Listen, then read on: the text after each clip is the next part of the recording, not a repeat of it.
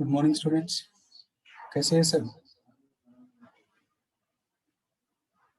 तो हम लोग लास्ट क्लास में कहाँ तक डिस्कस किए थे, कुछ याद है या भूल गए? कितने केसेस तक डिस्कस किए थे हम लोग? Strong acid, strong base, weak acid, weak base, okay, then mixtures of strong acids, mixture of strong bases, then next one, mixture of strong acid and weak acid. Yes or no? And what is mean by common ion effect? Last class में हम लोग common ion effect भी use किए थे. So what is common ion effect? Common ion effect.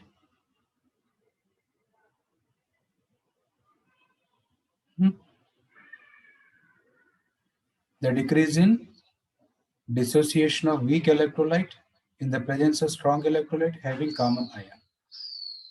Okay, फिर से एक बार हम लोग पढ़ेंगे वो वाला concept.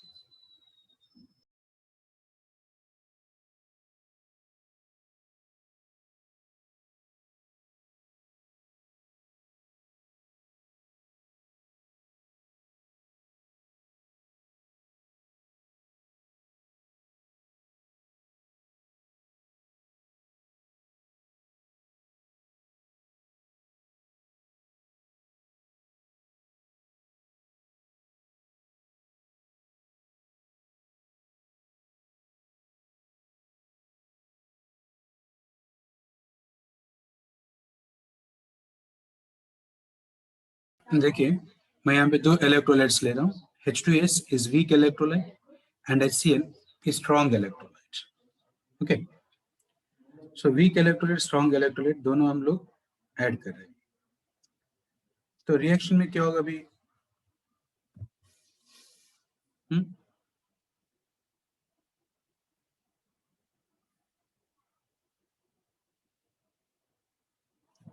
In reaction, first one, H2S, which is weak electrolyte, undergoes ionization to produce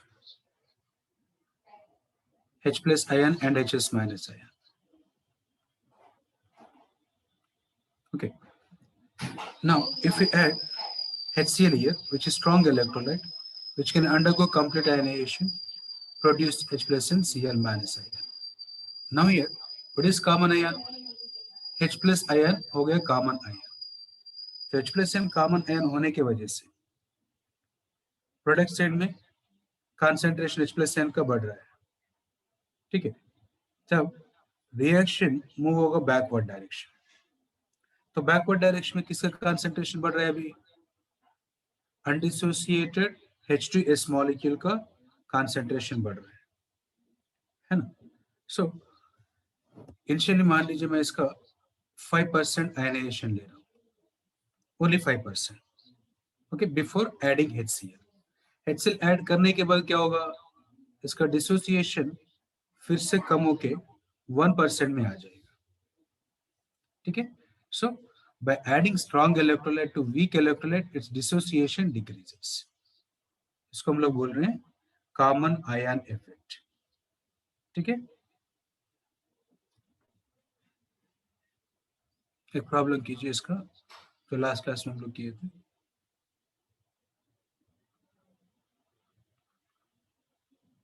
Find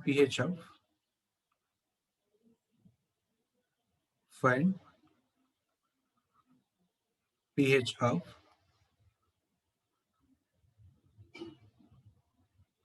mixture of 0.01 m HCl and 0.001 m formic acid. Formic acid whose Ka value is given as 10 to the power of -4. Solve this one.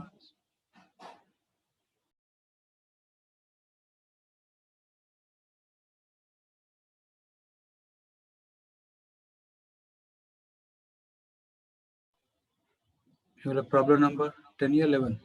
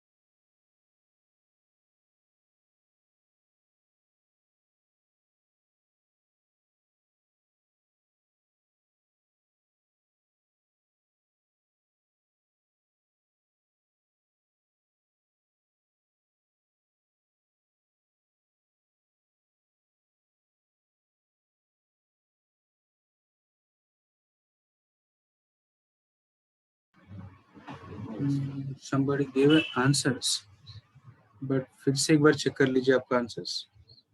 Aditya, Radha and ध्रुविशा, आप लोगों का answer सही है. प्रियांशु शायस, गार्गी, फिर से एक बार check करूंगा आपका answer. Om Soni, yes your answer is correct.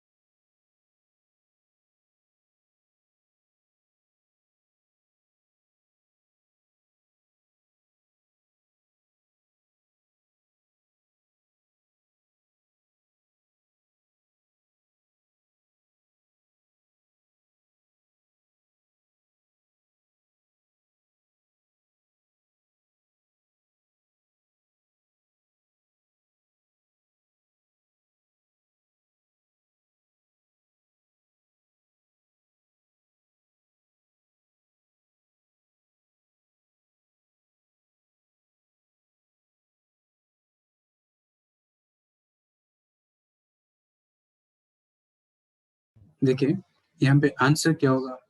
यहाँ पे एक स्ट्रॉन्ग इलेक्ट्रोलाइट और एक वीक इलेक्ट्रोलाइट दे चुके हैं. Formic acid is weak electrolyte.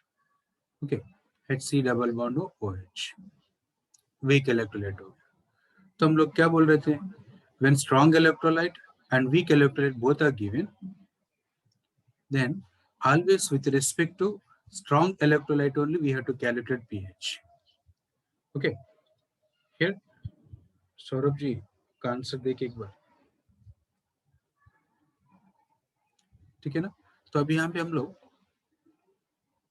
Total H plus N concentration अगर हम लोग फाइंड आउट करेंगे,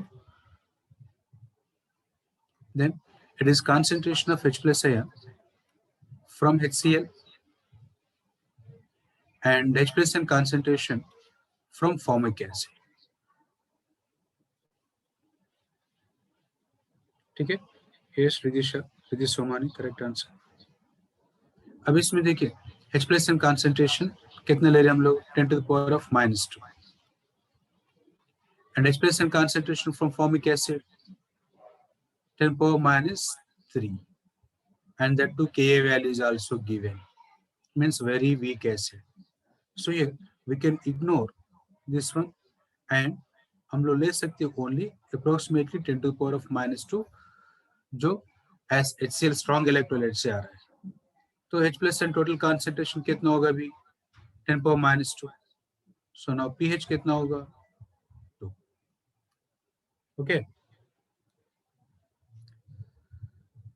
डाउट है का.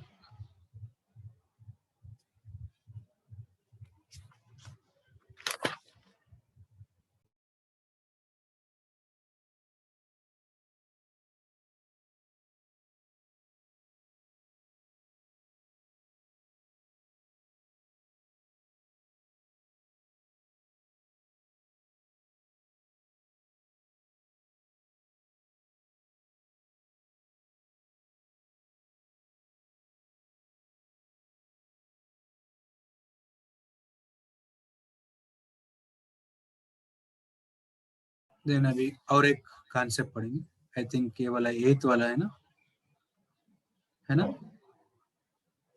Now pH of very dilute solutions. pH of very dilute solutions means जिसमें अमाउंट ऑफ वाटर बहुत ही ज्यादा होगा. फॉर एग्जांपल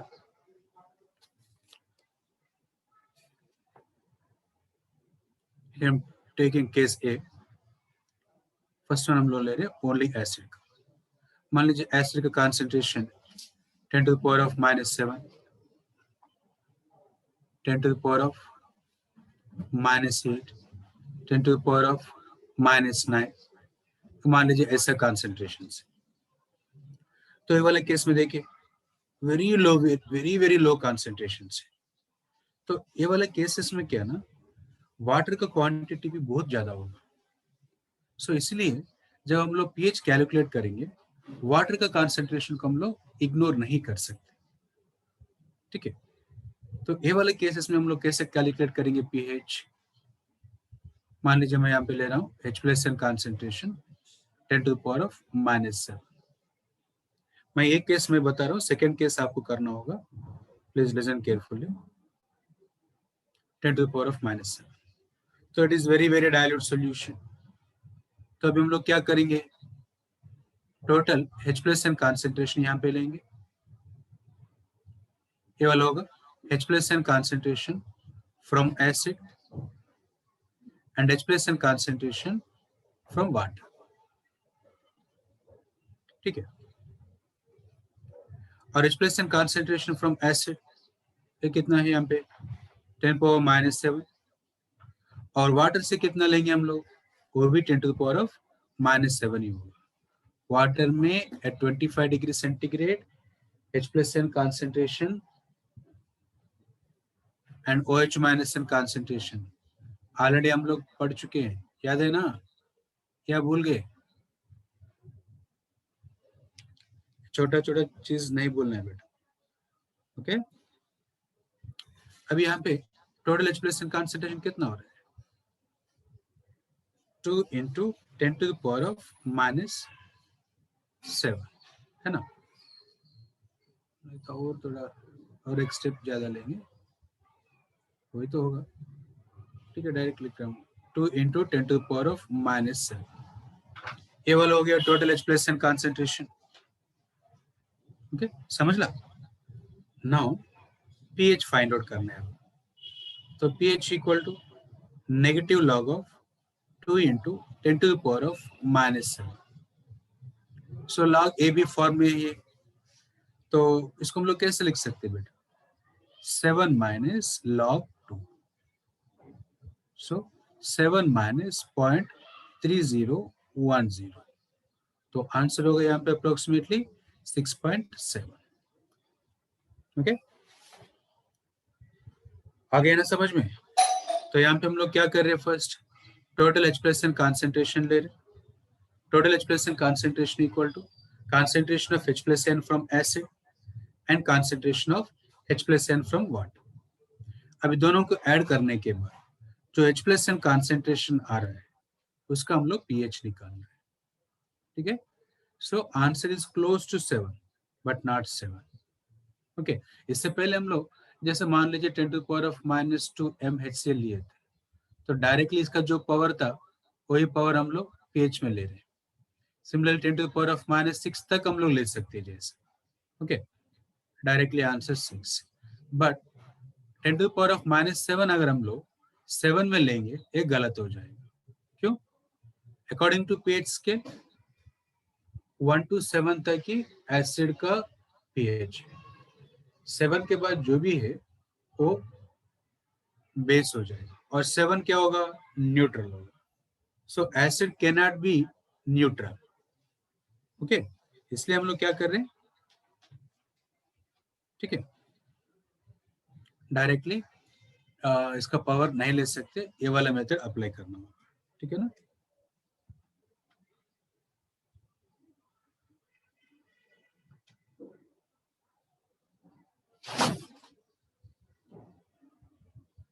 नोट,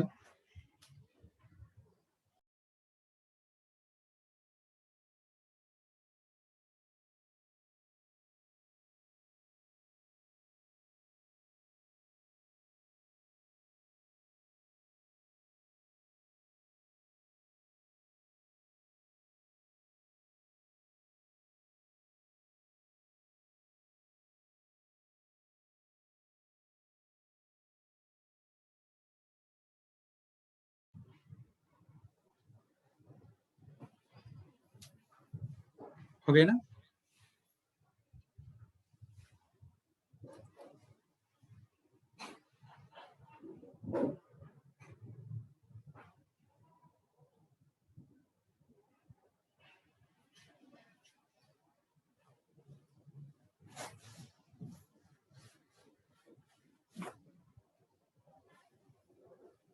ओके, तो आप लोग अभी ये वाला प्रॉब्लम कीजिए. फाइंड pH of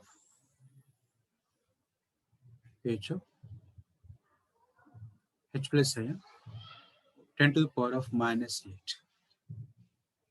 ये वाला फाइंड आउट कीजिए. ये प्रॉब्लम में कैसे देगा वो? Find pH of 10 to the power of -8 mHCl. ठीक है, सॉल्व दिस वन.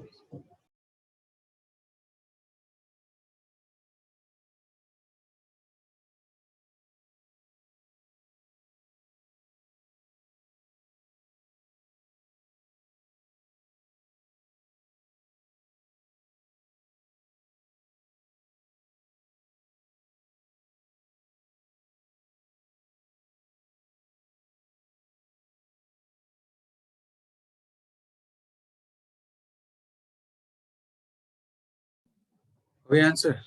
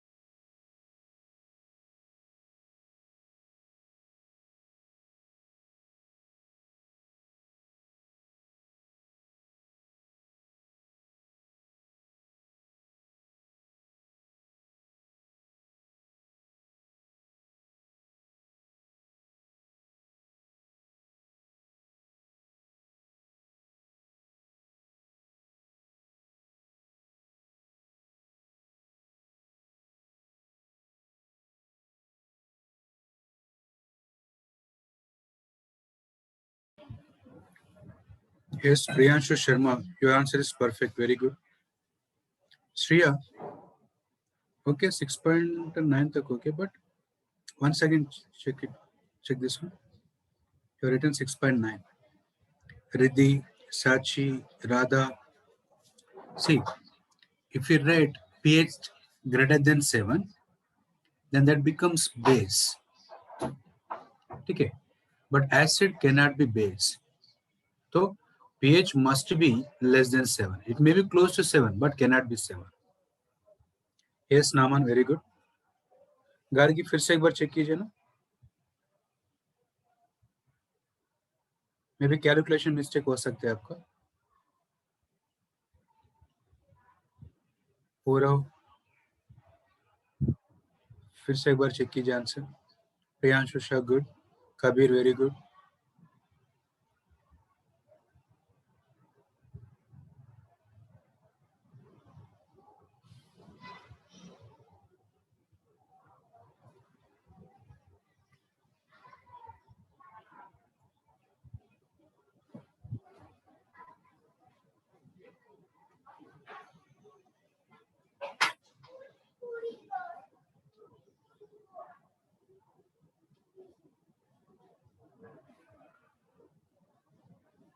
और ठीक है, देखिए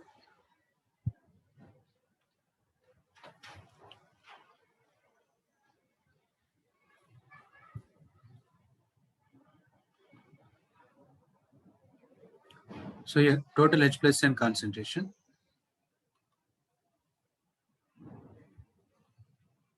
H plus N concentration from acid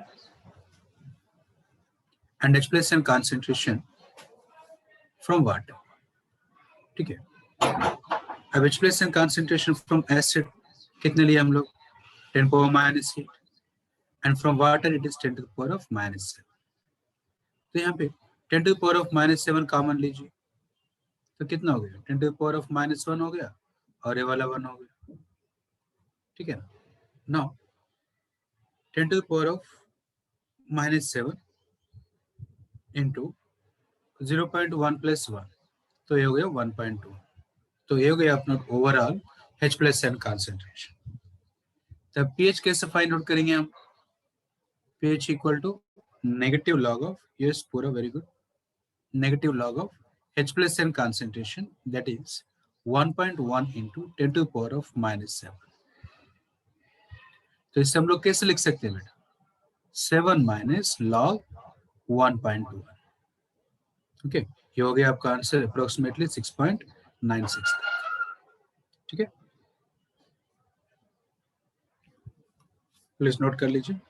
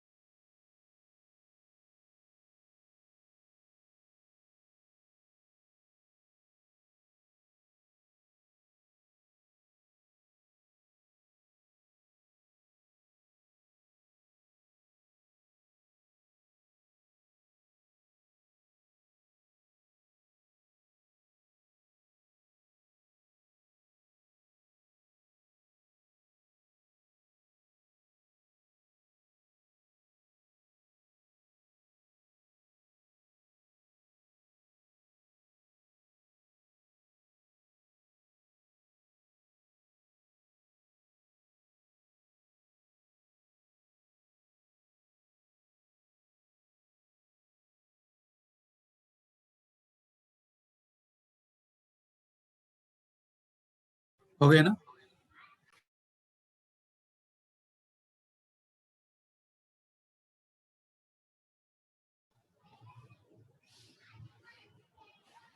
तो और एक प्रॉब्लम देखिए, अभी अभी अब तक हम लोग एसिड के केसेस देख रहे थे। Now case B, in case of dilute bases, इसका मतलब OH minus ion concentration 10 to the power of -7, 10 to the power of -8, 10 to the power of -9, etc.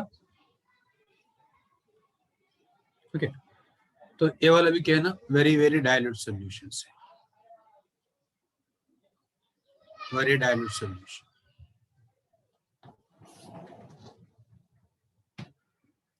सो ये वाले केस में फर्स्ट आपको OH minus ion concentration total find out करना होगा, जैसे हम लोग एसिड के केस में किए थे।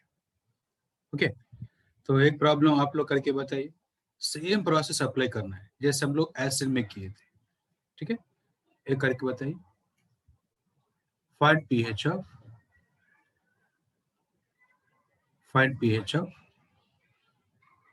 10 to the power of -7 m sodium hydroxide.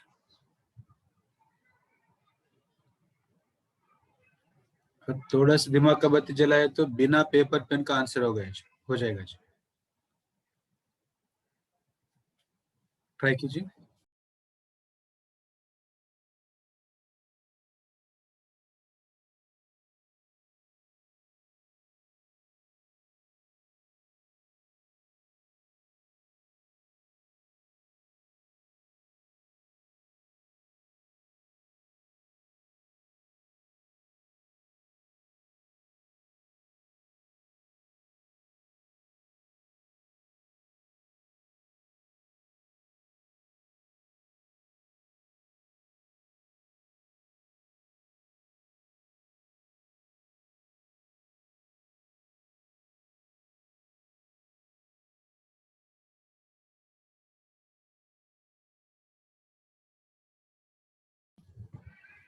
Yes, Shreya, Adit, Ame, very good.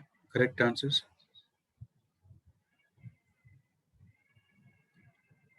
Priyanshu Sharma, Pura, very good, very good, very good. Good. Naman Kabir. Yes, Priyanshu. Process तो वही है, बट ऑलरेडी इसी का हम लोग H+N कॉन्सेंट्रेशन का भी find out किए थे। ओके, वहां से भी डायरेक्टली आंसर हम लोग निकाल सकते हैं। वो वाला केस में कितना आ रहा था?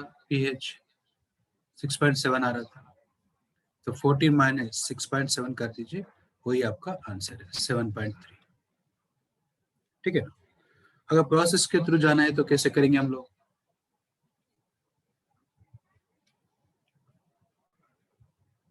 total OH minus in concentration equal to OH minus in concentration from the base plus OH minus in concentration from water. Okay. Now total OH minus in concentration यहाँ पे हो जाएगा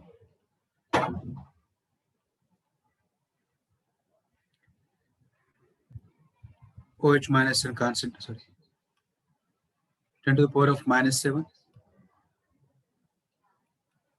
and this one also 10 to the power of -7. तो हो गया 2 into 10 to the power of -7.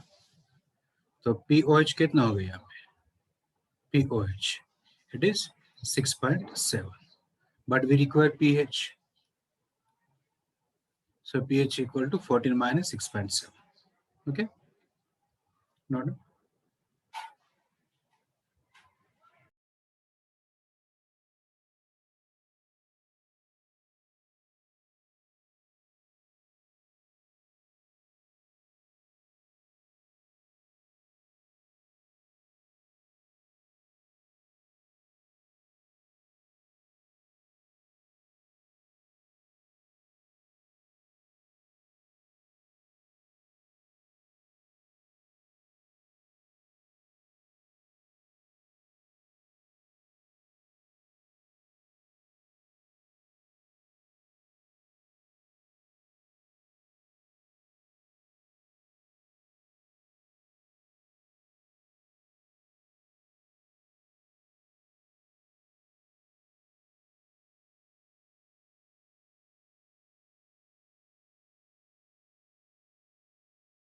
हो गया ना? अभी देखिए नेक्स्ट केस इसमें जाने से पहले यहाँ पे और एक कॉन्सेप्ट आपको सीखना होगा, that is strength of weak acids and weak bases.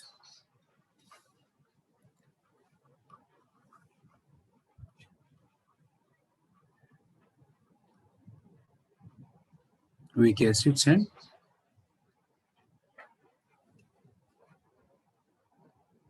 weak bases. So it may be acid or base concept इससे ऑलरेडी हम लोग पढ़ चुके थे ऑस्टवाल्ड डाइल्यूशन लॉ में. ओके, तो ऑस्टवाल्ड डाइल्यूशन लॉ में हम लोग क्या लिखे थे? ओके आदित्य, लास्ट स्लाइड चाहिए क्या? ओके,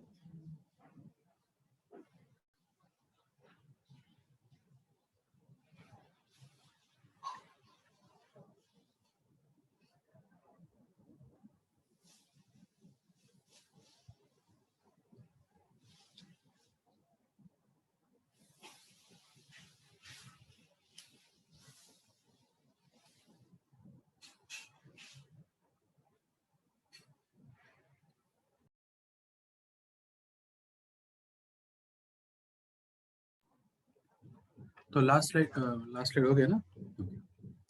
तो फॉर एग्जांपल हम लोग वीक एसिड्स लेंगे, दोनों वीक एसिड्स लेंगे. HA ये वाला एक वीक एसिड और HB ये वाला weak acid, second weak acid. अभी दोनों के बीच में स्ट्रेंथ आपको फाइंड आउट करना है. स्ट्रेंथ मतलब यहाँ पे क्या होगा? विच is strong acid, which is weak acid, वो फाइंड आउट करना है. अभी तो कैसे फाइंड आउट करेंगे हम लोग? देखिए, based on Ostwald dilution law, it undergoes incomplete ionization to produce H plus and A minus ion. और HB वाले केस में ये हो गया H plus and B minus ion. ठीक है ना? अगर इसका हम लोग law of equilibrium that is acid ionization constant हम लोग लिखेंगे. मान लीजिए मैं इसका Ka1 ले रहा हूँ, H plus n concentration, A minus n concentration by HE. और ये वाले केस में क्या होगा बेटा? Ka2 H plus n concentration into B minus n concentration by HB होगा. समझ ला? कोई डाउट नहीं है तो यहां तक?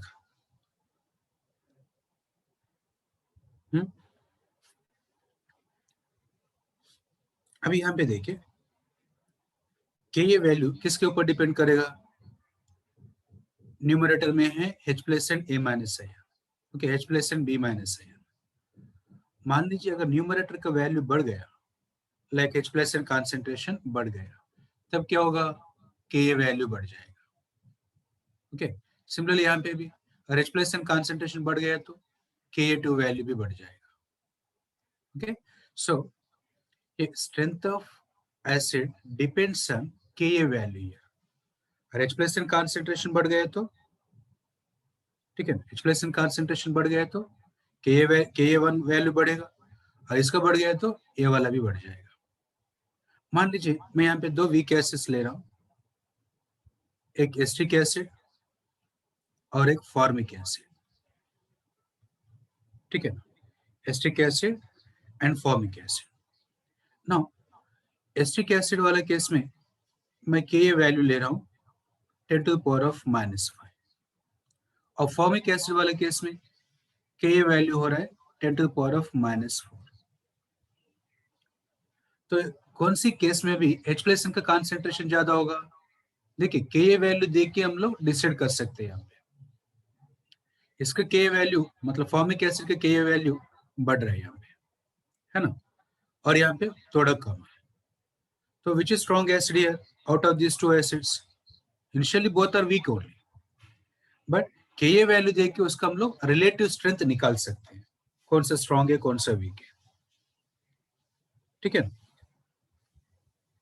Yes, good, formic acid is strong acid, क्योंकि यहाँ पे क्या हो रहा है अभी, H प्लस एन कॉन्सेंट्रेशन इसका केस में बढ़ेगा as compare to acetic acid. Okay, so ये formic acid is stronger than formic acid is stronger than acetic acid। तो ओवरऑल में हम लोग क्या कंक्लूड कर सकते हैं यहाँ पे, एसिडिक स्ट्रेंथ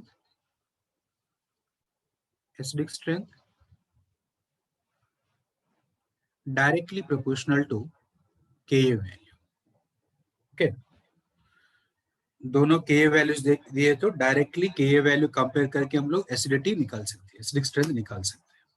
ओके, कुछ डाउट है कि यहाँ पे नोट कर लीजिए वाला।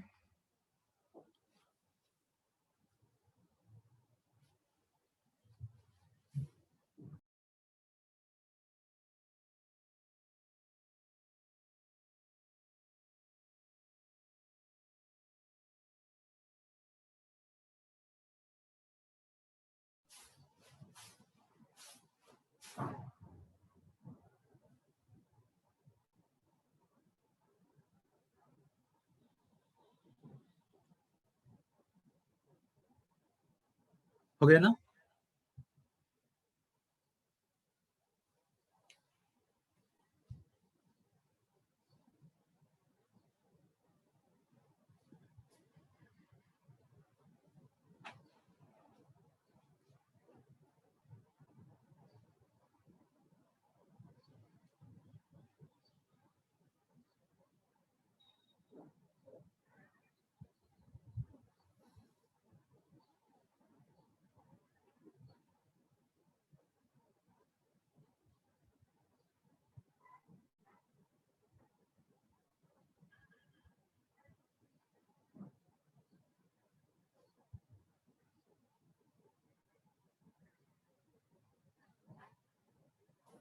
ओके, तो यहाँ पे हम लोग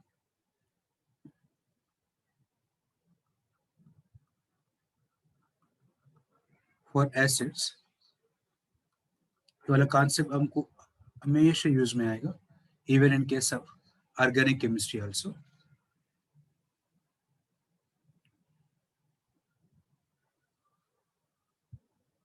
acidic strength directly proportional to Ka value and inversely proportional to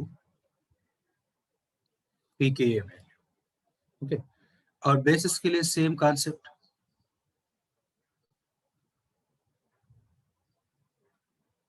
for basis ये basic strength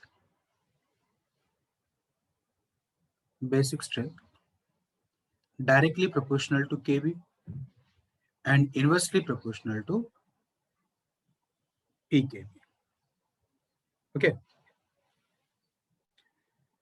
यहाँ पे भी क्या है ना, वीक बेस वाले केसेस में जैसे हम लोग आस्ट्रल डायल्यूशन लॉ में लिखे थे BOH, okay, BOH gives B plus and OH minus है, ठीक है ना।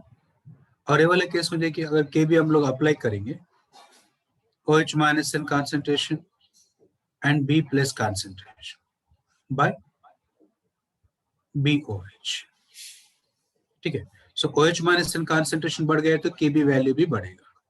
And according to Arrhenius concept, the base which gives more number of OH minus ions is strong base. तो KB वैल्यू से हम लोग बेसिक स्ट्रेंथ निकाल सकते हैं। ओके, ये नोट कर लीजिए पूरा।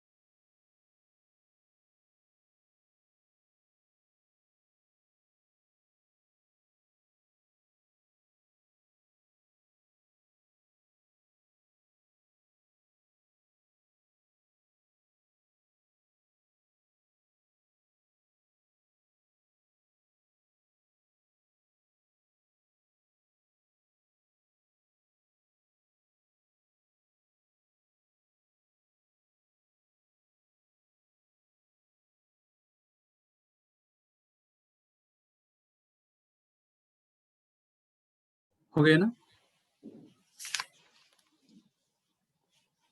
ओके,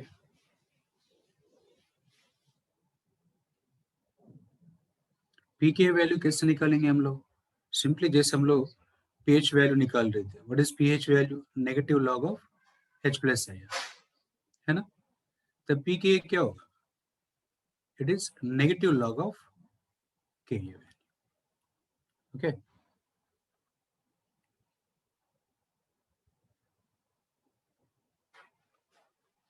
नाउ अगर दोनों एसिड दिए, two weak acids are given, एक तो हम लोग के एंड के बी K1 K2 वैल्यू से हम लोग निकाल सकते हैं। ओके, तो और भी फॉर्मूले हैं स्ट्रेंथ निकालने के लिए। देखिए,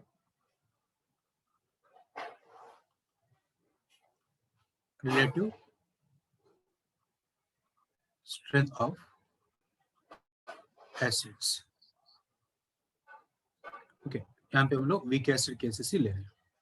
स्ट्रॉन्ग एसिड वाले केस में तो कंप्लीट आयनाइज होगा, तो के वैल्यू के बी वैल्यू कुछ होगा नहीं उसका, ठीक है।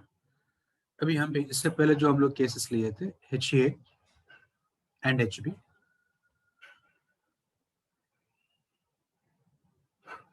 H plus ion into A minus ion, sir plus A minus ion, और यहाँ पे H प्लस है B माइनस आयन। अगर अस्टोल डाइल्यूशन ला यहाँ पे अगर हम लोग अप्लाई करेंगे तो कैसे लिखना है इसको? C इंटू 1 माइनस अल्फा, और यहाँ पे C alpha C alpha. Just to differentiate, मैं यहाँ पे क्या कर रहा हूँ, इसको कॉन्सेंट्रेशन 1 ले रहा हूँ और अल्फा को अल्फा 1 ले रहा हूँ। Similarly C1 alpha 1 C1 alpha 1, क्योंकि हम लोग दो एसिड्स अभी कंपेयर करने वाले हैं। ओके, तो ये वाले केस में क्या होगा? अभी इसका कॉन्सेंट्रेशन मैं C2 ले रहा हूँ, डिग्री ऑफ डिसोसिएशन अल्फा 2 ले रहा हूँ, तो इसका क्या होगा? C2 अल्फा 2, और इसका भी C2 अल्फा 2। यहाँ तक डाउट है क्या? देखिए,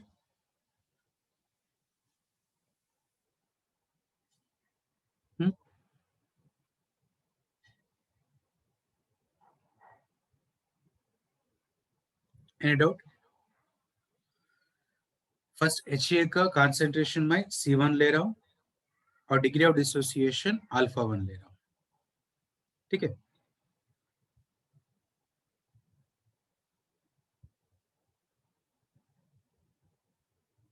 ठीक है, तो यहां तक या कुछ doubt?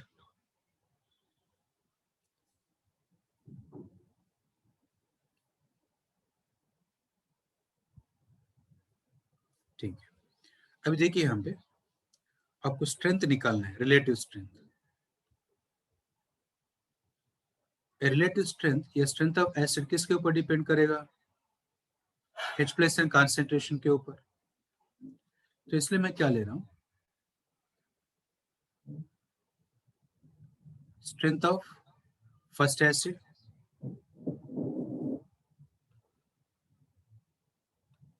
strength of HCl by strength of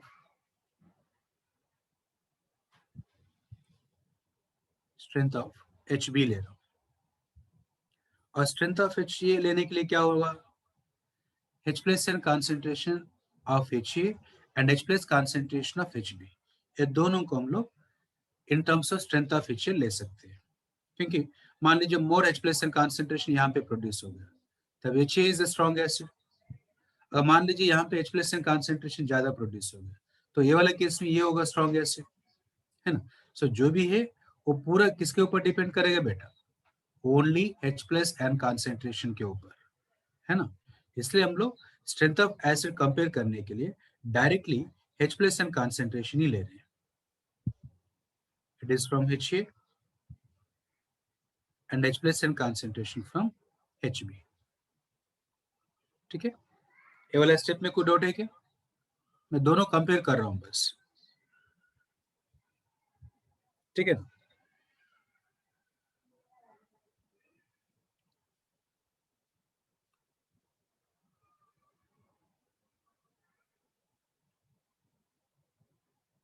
ये वाला नोट कर लीजिए फर्स्ट।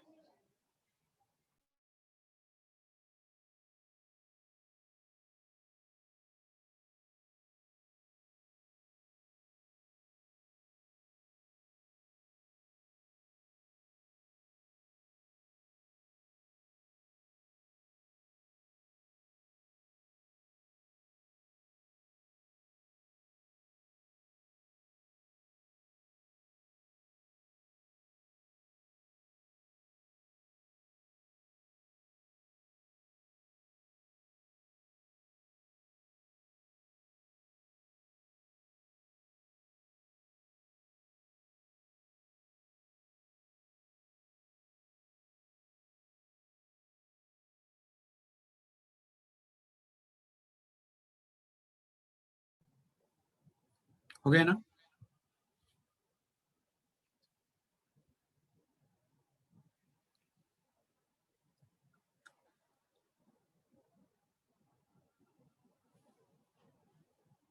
हो गया तो यहां तक?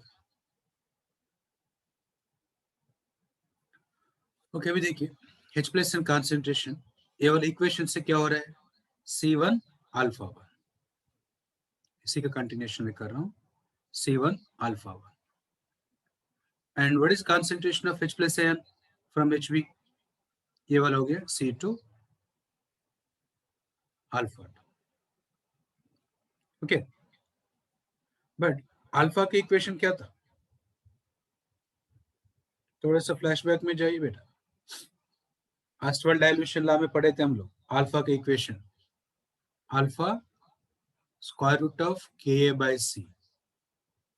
ठीक है, तो वही अभी हम लोग यहाँ पे अप्लाई कर रहे हैं, C1 और इसको हो जाएगा KA, मैं 1 ले रहा हूँ, KA1/C1, और डिनोमिनेटर में क्या होगा, C2 इंटू KA2/C2। और सिंप्लीफाई करने से क्या होगा, अगर इसको रूट का अंदर अगर लेके गए तो ये वाला हो जाएगा KA1/C1, और ये वाला होगा KA2/C2। ओके, आ गया ना समझ में? Yes, very good Dhruvi. H plus ion का कॉन्सेंट्रेशन हम लोग in terms of concentration and degree of ionization में लिए, और HB का भी हम लोग ऐसे लिए, और अल्फा का वैल्यू यहाँ पे लिख के उसको सिंप्लीफाई करने के बाद ये वाला इक्वेशन आ चुका है। ठीक है ना, नोट कर लीजिए यहाँ तक।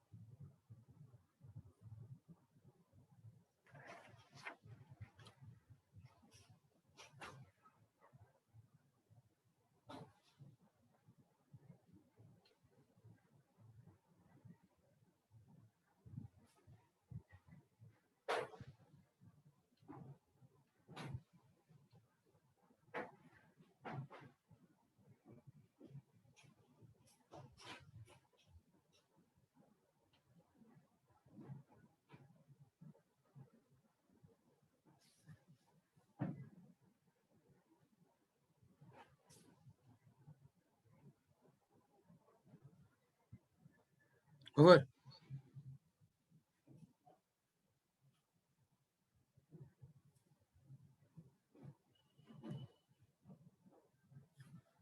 तभी देखिए यहाँ से पूरे इक्वेशन अगर हम लोग सिंप्लीफाई करेंगे तो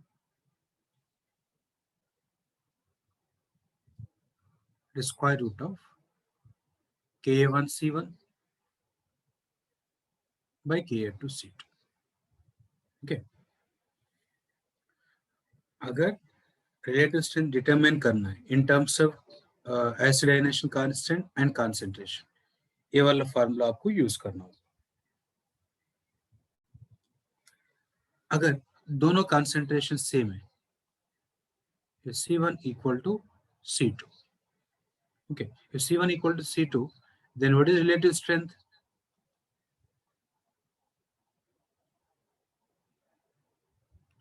Relative strength simply it is equal to Ka1 by Ka2। Okay, अगर दोनों का कंसंट्रेशन सेम दिया हो तो सम केसेस में क्या ना सी कंसंट्रेशन इक्वल दिया जाएगा, तब ये वाला फार्मूला आपको यूज करना है।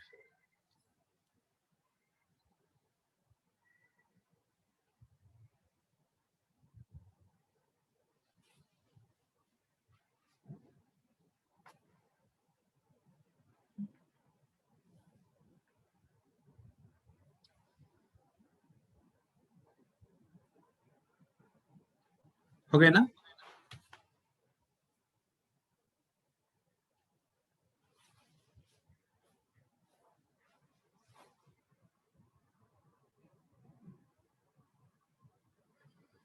और अपना क्लास में भी देखिए अराउंड 60 मेंबर्स है। एक छोटा सा क्वेश्चन पूछ रहा हूँ क्योंकि इसके ऊपर भी प्रॉब्लम्स आएगा। मतलब ये पिक्चर बाकी है भैया, ये पूरा खत्म नहीं हुआ अभी। ठीक है, रिलेटिव स्ट्रेंथ ये पूरा खत्म नहीं हुआ, एक एक केस हम लोग पढ़ते जा रहे हैं। ठीक है, so relative strength find out करने के लिए अभी तक तो हम लोग ओनली Ka और Kb के ऊपर डिपेंड किए, है ना। Now my question is what is the relation between Ka and Kb? Relation अगर पता चल गया तो complete information about relative strength of acids and bases आपको मिल जाएगा। बट इससे पहले आपको Ka एंड Kb का रिलेशन पता होना चाहिए। Ka and Kb, then pKa and pKb, इस सब का रिलेशंस आपको जानना चाहिए। Very good Shreya, good. But थोड़ा सा मिस्टेक हो गया, देखिए मे बी टाइपिंग मिस्टेक, या एक बार देखिए।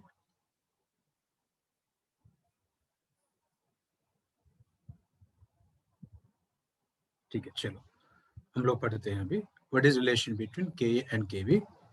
ये थोड़ा केयरफुली सुनना है।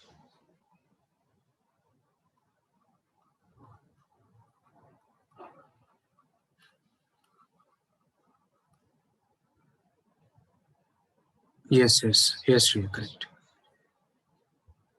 relation between के ए एंड के बी।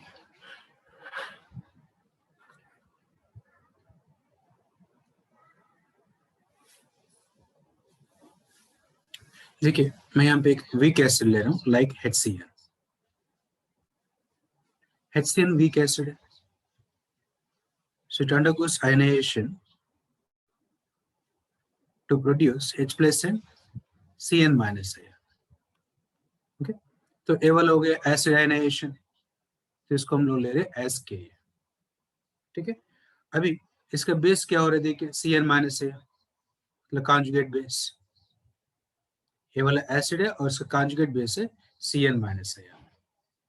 एंड एक्वियस मीडियम में इसका रिएक्शन क्या होगा?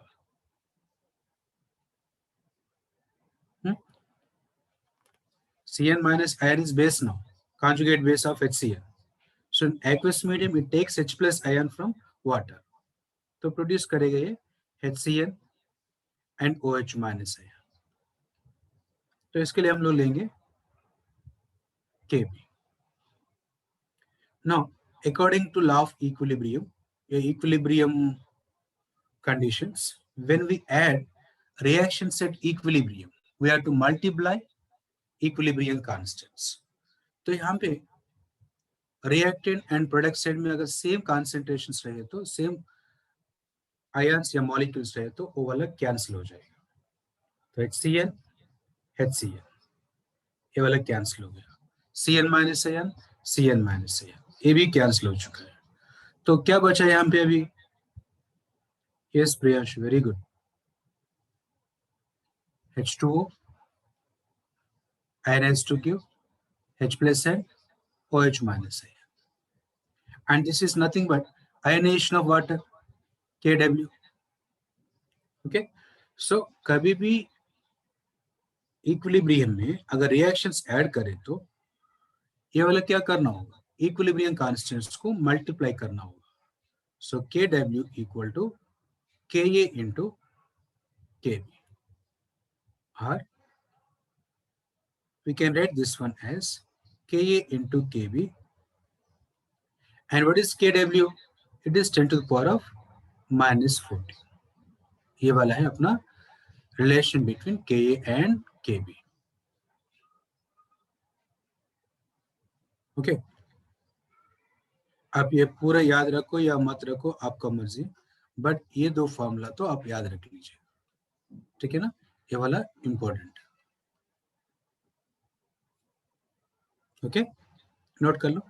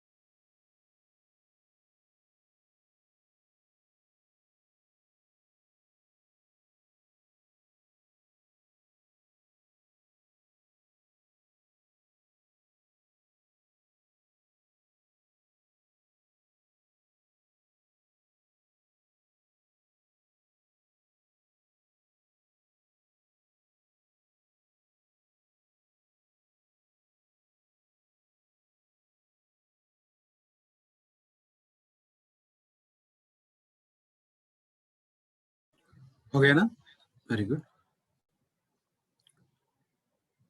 सो यहाँ पे इक्वेशन था Ka into Kb equal to Kw, क्या 10 टू पावर ऑफ माइनस 40।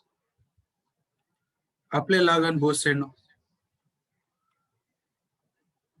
तब क्या होगा, ये लॉग ए बी फॉर्मूला से हम लोग करेंगे, log Ka plus log Kb equal to log 10 to power of minus 40। Minus से मल्टीप्लाई कर दीजिए, तब क्या होगा equation, minus log of Ka minus log kb and minus log 10 to the power of minus 14. ठीक है. Now माइनस लॉग के क्या होगा, पी के ए, माइनस लॉग भी क्या होगा, p K B, which is equal to 14. ये वाला हो गया और एक फॉर्मूला.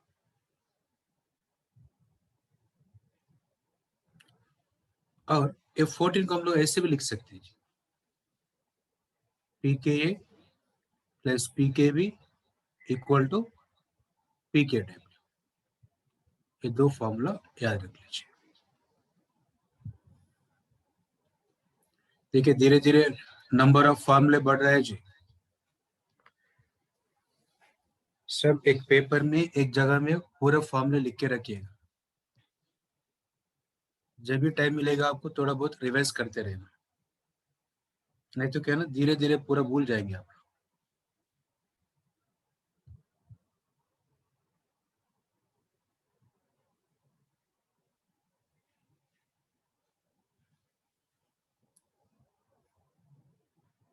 और इसमें कोई डाउट है क्या अभी? के ए एंड के बी रिलेशन, पी के, sorry here I given P के, पी के relation between के ए के बी, पी के A P K B. Any doubts?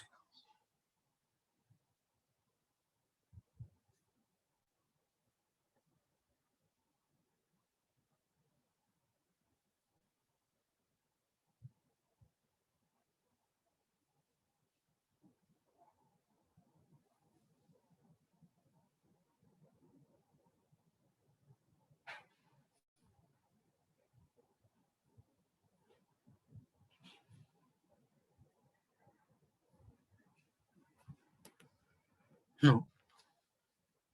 I put relative strength of acids and bases compare करने के लिए एक छोटा सा एग्जांपल मैं ले रहा हूँ. मैं ले रहा हूँ यहाँ पे 4 acids, all are weak acids, HA, HB, HC and HD. Okay. और इसका के वैल्यूज लिख रहा हूँ मैं यहाँ पे. इसका के वैल्यू ले रहा हूँ मैं 10 to the power of -3, 10 to the power of -4, 10 to the power of -5 and 10 to the power of -6. ठीक है ना. Now what is about its conjugate, sorry, its pK value. pK value क्या होगा इसका? इसका pK वैल्यू होगा 3, इसका pK value होगा 4, इसका pK वैल्यू होगा 5, इसका pK वैल्यू होगा 6. Good. Then what about pKb value? pKa plus pKb equal to 14 ना. So pKb वैल्यू क्या होगा? pKb, yes, it is 11, 10, 9 और ये वाला होगा 8. ठीक है. अब इसका Kb वैल्यू क्या होगा? Kb वैल्यू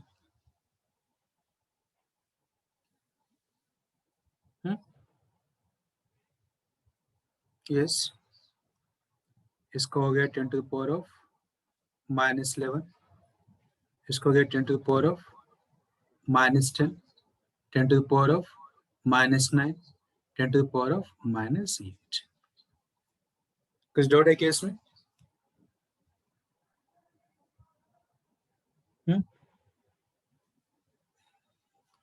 अभी देखिए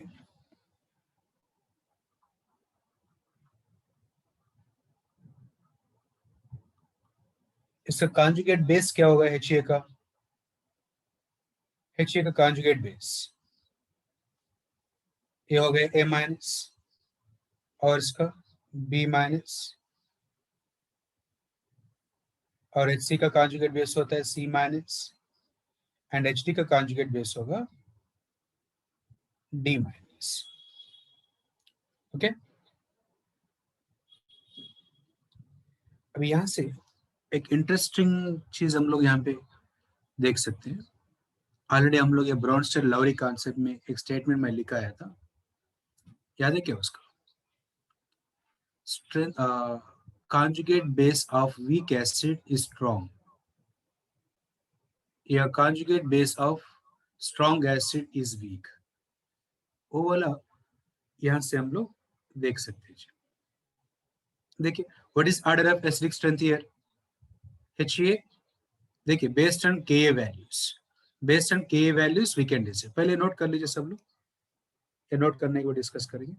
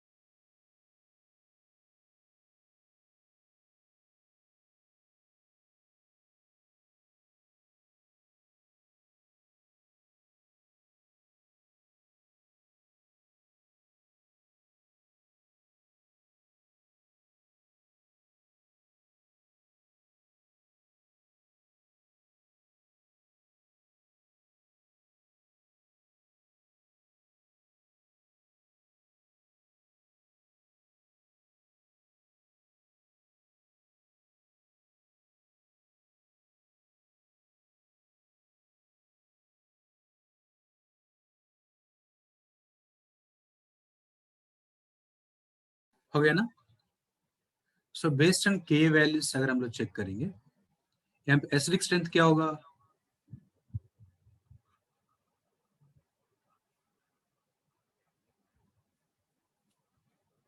acidic strength HA greater than HB greater than HC greater than HD. Okay, so HA is strongest. Very good. So ये वाला वैल्यू हम लोग कहाँ से निकाल रहे हैं? Based on Ka values. जिसका Ka वैल्यू बढ़ रहा है उसका एसिडिक स्ट्रेंथ भी बढ़ रहा है। तो हम लोग एसिडिक स्ट्रेंथ को हम लोग ऐसे लिख सकते हैं ना अभी,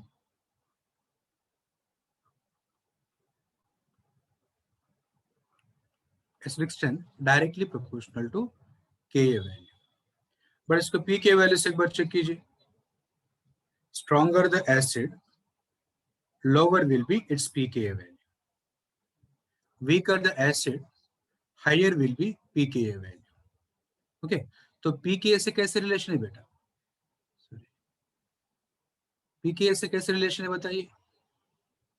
It is inversely proportional.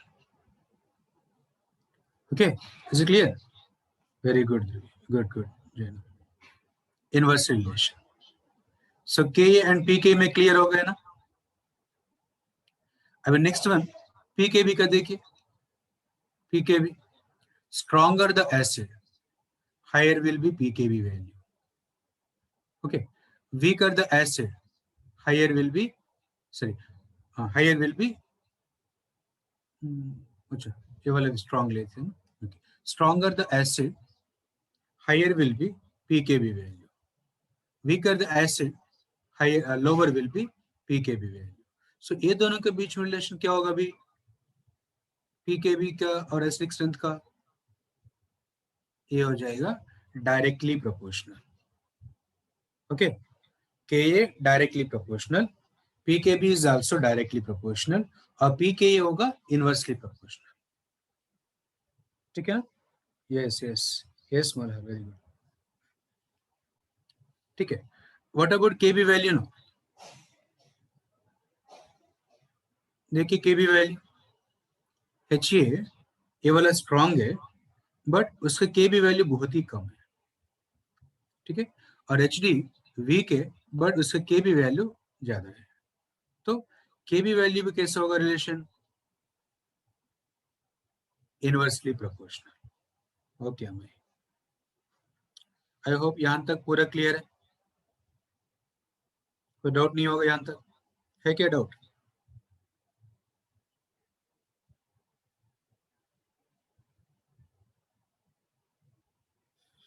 Okay very good.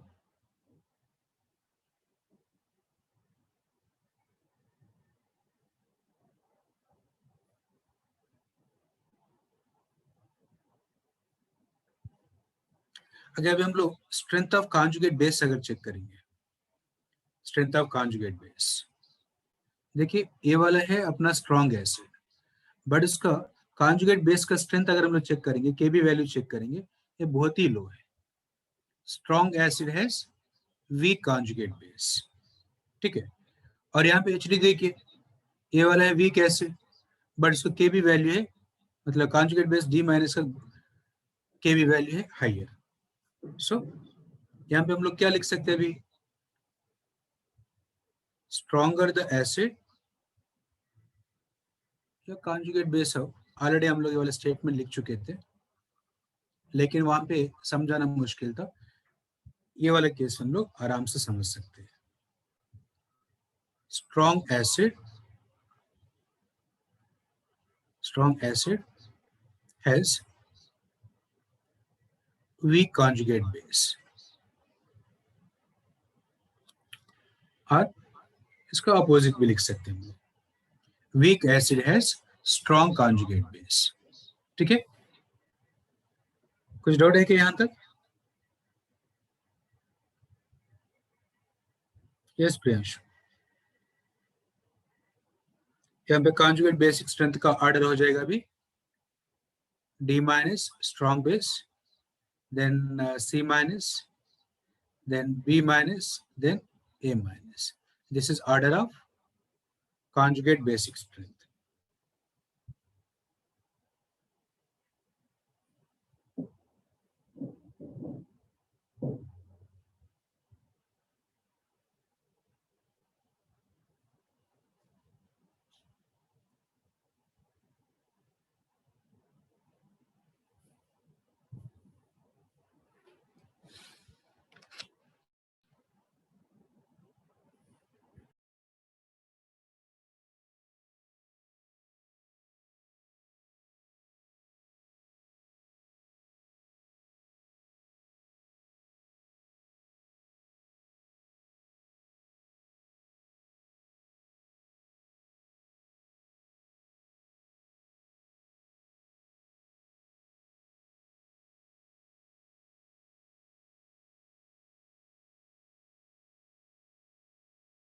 हो गया सब? हो गया सबका?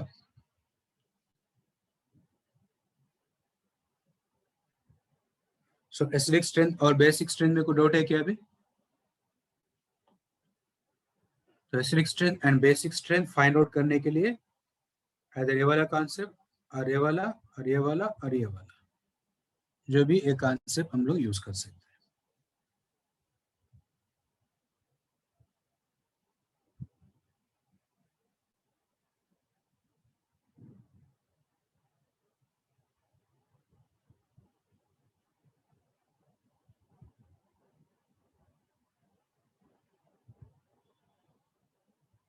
हो गया ना?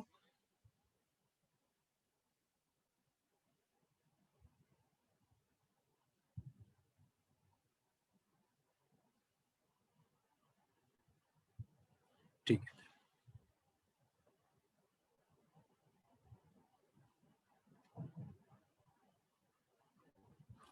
The next one. pH of weak acid strong acid हो चुका है.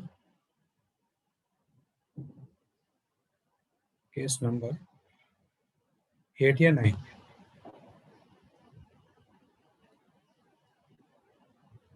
कहां तक पढ़ चुका, कितना केसेस हो चुका है?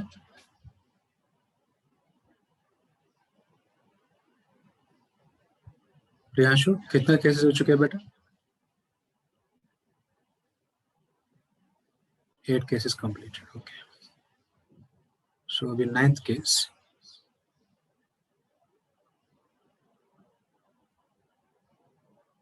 Okay. So pH of salts. pH of salts. But pH of salts पढ़ने के लिए ये वाला जानना जरूरी है. What is that? Salt hydrolysis.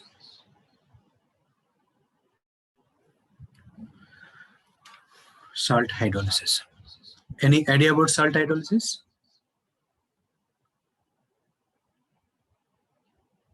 कुछ डाउट? ऑलरेडी आप लोग न्यूट्रलाइजेशन पढ़ चुके हैं ना Arrhenius concept में. What is neutralization reaction? Yes, good, Priyanshu. What is neutralization reaction? देखिए, in case of neutralization,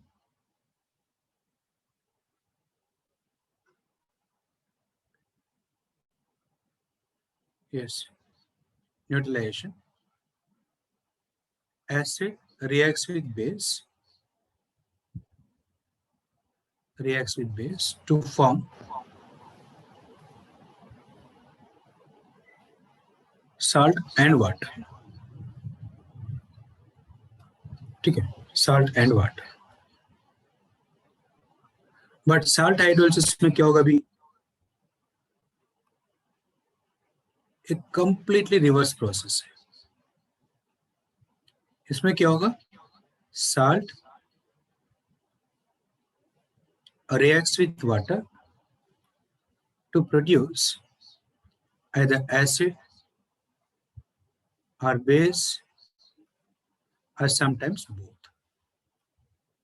Both वाले cases बहुत कम होगा. That depends on K and Kp values.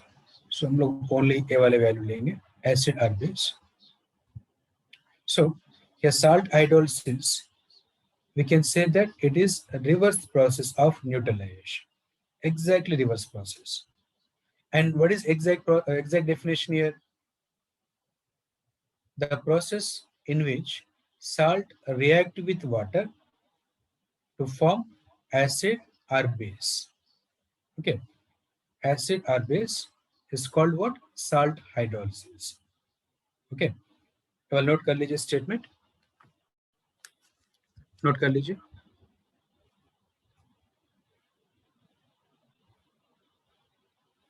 It is the reverse process of neutralization. It is the reverse process of neutralization. Reverse process of neutralization.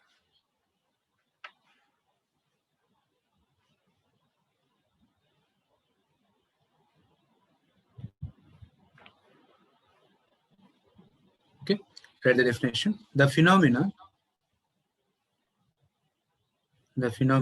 in which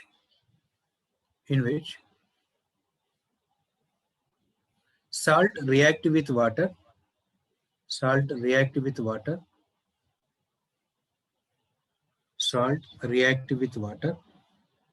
to produce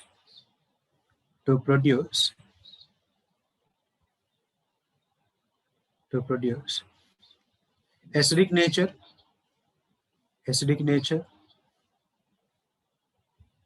or basic nature, acidic nature or basic nature is known as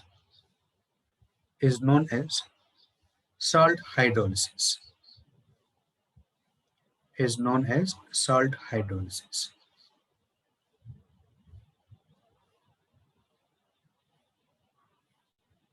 Is known as salt hydrolysis. हो गया ना? और दो equations लिख लीजिए।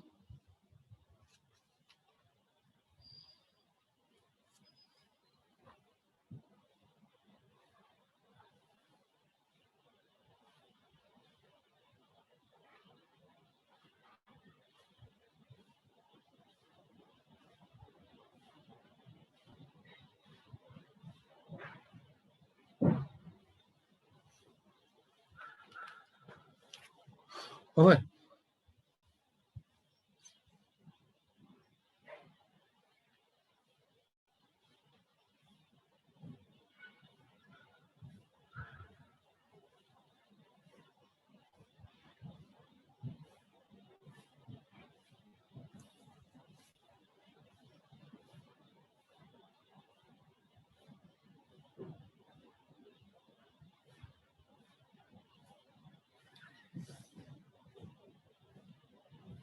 हुआ कि नहीं?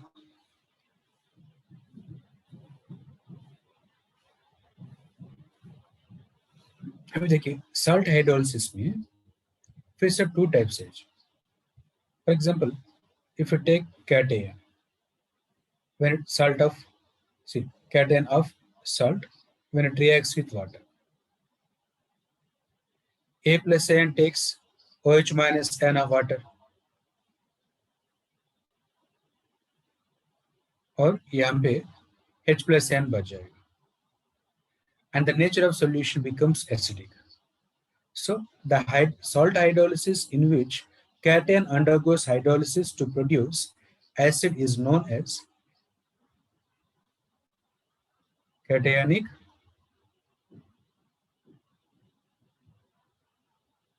hydrolysis. ठीक है? अगर मान लीजिए आनयन इन्वॉल्व हो चुका है, तो ए वाले केस में क्या होगा? Negatively charge ion takes H plus ion from water, produce OH minus ion. तो ए वाले केस में क्या होगा? Nature of solution becomes basic. तो इसको हम लोग बोल सकते हैं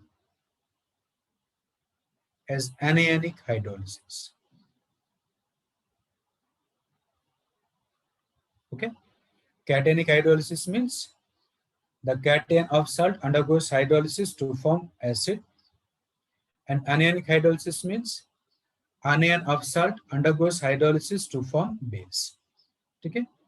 So two types of hydrolysis हो सकता है. प्लीज नोट कर लीजिए.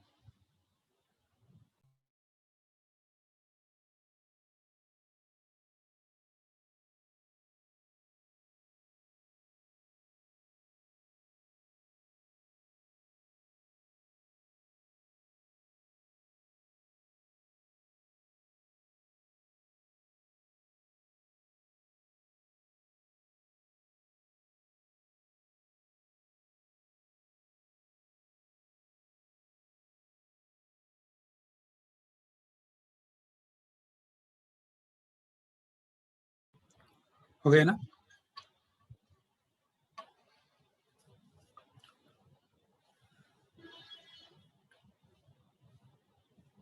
और ये सॉल्ट हाइड्रोलिसिस को देखिए, बेस्ड ऑन गिवन नेचर या based on nature of acid, nature of base to produce salt.